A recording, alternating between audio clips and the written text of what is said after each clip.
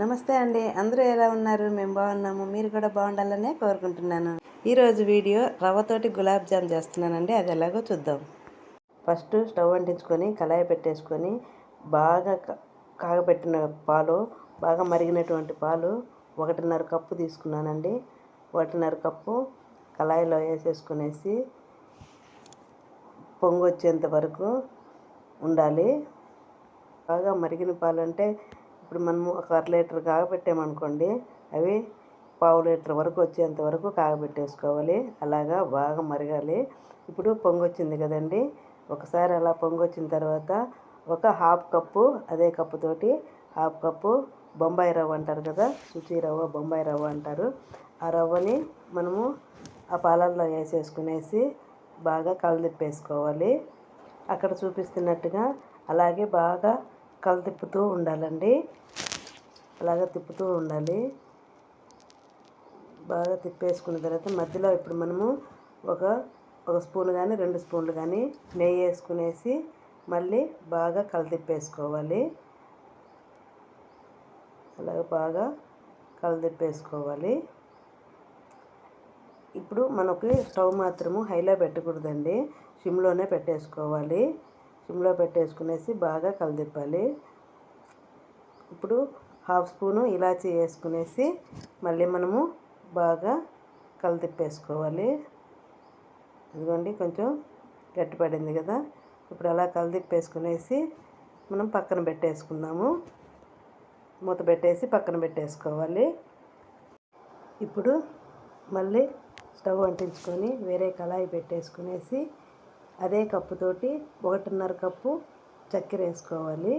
1.5 cup నీళ్ళు వేసేసుకునేసి బాగా కలదిప్పుతూ ఉండాలండి.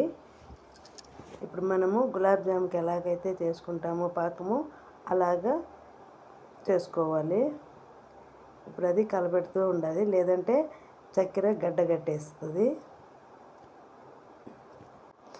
మన ఇంటికి బంధువులు వచ్చారనుకోండి, సడన్గా ఏదో ఒకటి స్వీట్ చేయాలనుకున్నప్పుడు ఇది ఈజీగా అయిపోయిద్దండి ఈ స్వీటు.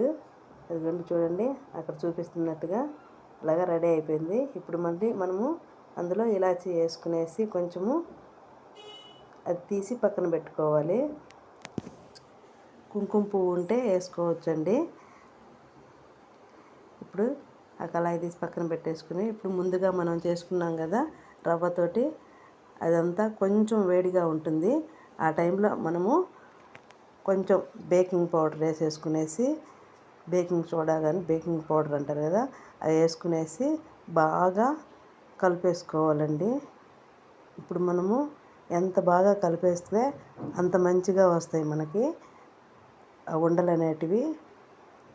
పగుళ్ళు లేకుండా బాగా కలిపేసుకోవాలి. ఆ వేడి మీద, కొంచెం వేడి మీదనే కలిపేసుకోవాలి. మరీ చల్లగా పోకుండా కొంచెం వేడి మీద బాగా కలిపేసుకోవాలండి. అక్కడ చూపిస్తున్నట్టుగా కొంచెం నెయ్యి అద్దుకునేసి మళ్ళీ బాగా మెత్తగా వచ్చేటట్టు కలిపేసుకోవాలి.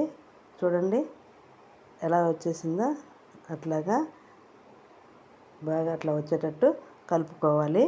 ఇప్పుడు మనము ఒక 15 నిమిషాలు మూత పెట్టేసి పక్కన పెట్టేసుకోవాలండి.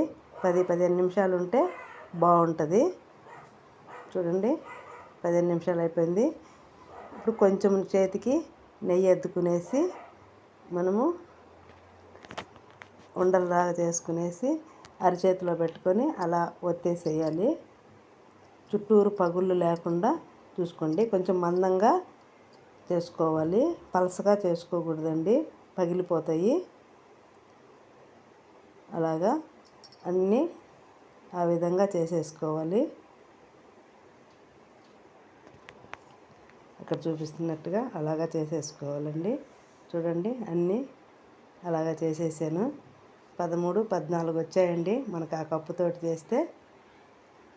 ఇప్పుడు స్టవ్ అంటించుకునేసి కళాయి పెట్టేసుకొని డీప్ ఫ్రైకి సరిపడా నూనె వేసుకునేసేయాలి.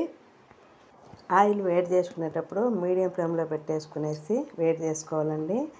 హైలో పెట్టేసుకొని వేడి అయిన తర్వాత, బాగా ఎక్కువగా వేడి అయిన తర్వాత వేసుకోకూడదు, ఎందుకంటే అవి మాడిపోతాయి. అందుకోసము చూడండి, కొంచెం వేసుకొని చూడండి. ఇప్పుడు అది కొంచెం పైకి తేలుతున్నప్పుడు మనము ఇప్పుడు ఒక్కొక్కటిగా అందులో వేసేసుకోవాలి. చాలా ఈజీగా చేసుకోవచ్చు, బాగుంటుందండి స్వీట్. అలాగా మరీ ఎక్కువగా వేసేయకుండా 4, 5 అలా వేసేసుకునేసి అవి వాటంతట అవి పైకి కదిలేంత వరకు మనము కదిలించకూడదండి. కదిలిస్తే అవి ఇరిగిపోతాయి. అదిగోండి ఒక్కొక్కటిగా అట్లా వేడైన తర్వాత అలాగ వచ్చేస్తాయి. ఒకవేళ మీకు ఇరుగుతున్నాయి అని అన్నప్పుడు కొంచెం గోధుమ పిండి వేసేసుకునేసి కలిపేసుకోండి, బాగానే వస్తాయి. బాగా గోల్డెన్ కలర్లో వచ్చేంత వరకు వేపుకోవాలి. చాలా బాగుంటాయండి, మీరు కూడా ట్రై చేయండి. అప్పటికప్పుడు తినాలనిపించినా కానీ స్వీటు తొందరగా అయిపోతుంది. చూడండి ఎలాగా పొంగినట్టు వచ్చేసి బాగా వచ్చాయి కదా. ఇప్పుడు మనము పాకం చేసి పెట్టుకున్నాం కదా, అందులో వేసేసుకోవాలి. అన్నీ అలా వేసేసుకోవాలి. అదండి అలాగా చేసుకోవాలి. ఇప్పుడు వేరే గిన్నెలోకి వేసేసుకున్నానండి. ఇప్పుడు పైన పాకం అలాగా వేసేసుకునేసి లైట్గా జీడిపప్పు చల్లేసుకునేస్తే చాలా చాలా బాగుంటాయండి. జ్యూసీగా చాలా స్వీట్ బాగుంటుంది. మీరు కూడా ఇలాగే చేసుకోండి. ఎలా ఉన్నాయో కామెంట్ చేయండి, సబ్స్క్రైబ్ చేయండి, లైక్ చేయండి, షేర్ చేయండి. ఓకే.